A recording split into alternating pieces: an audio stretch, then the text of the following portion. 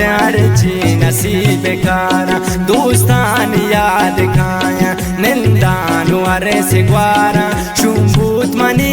किस्मत अर्ची नसीब कारा शुंबूत मनी किस्मत अर्ची नसीब कारा। ती गाना शायरी है जहाँ वशापा मुनीर अहमद है।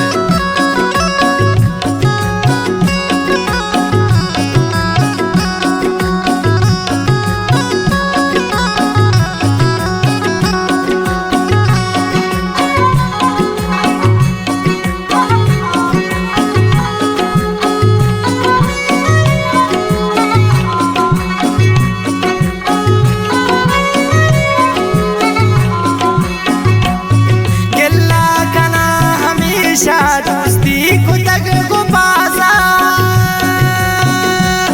यके बुबूते अंगा दोस्ता मनाया लादा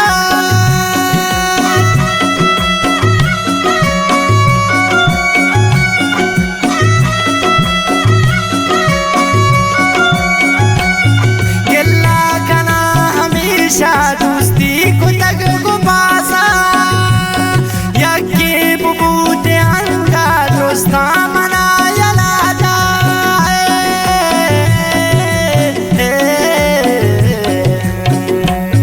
दिल शीशगे में पूछतक दिल शीशगे में पूछतक बेवफाई चम हमारा शुंबूत मनी किस्मत अर्ची नसीब कारा दोस्तान याद खाया।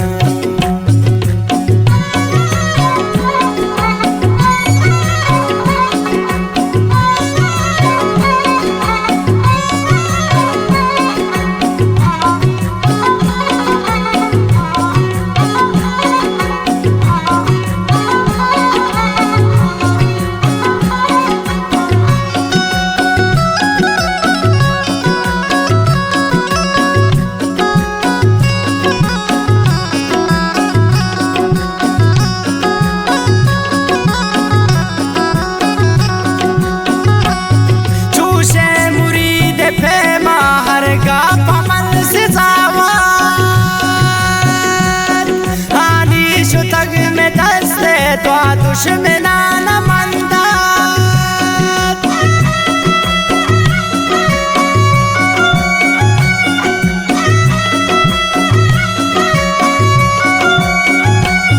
चूशे मुरीद पे माहर का पमल से जावात आनी शुतग में दस्ते तो दुश्मना न मंदा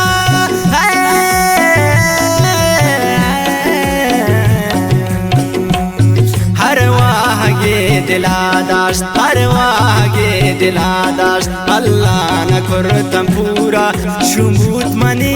किस्मत अर्ची नसीब कारा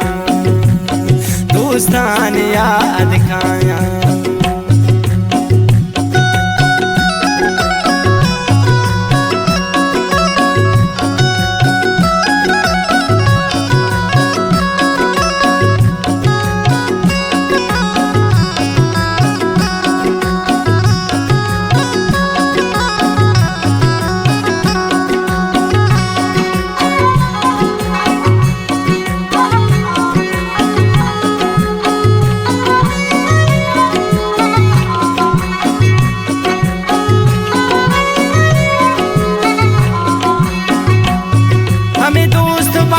दुश्मन तरा यल कना रवंते पूरा बदवा हमेशे मनी दुश्मना बिचंते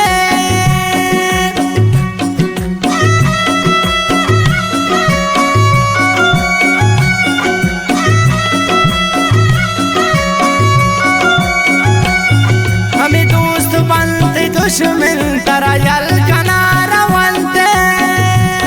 पूरा बदवा हमेशे मनी दुश्मना बिचंते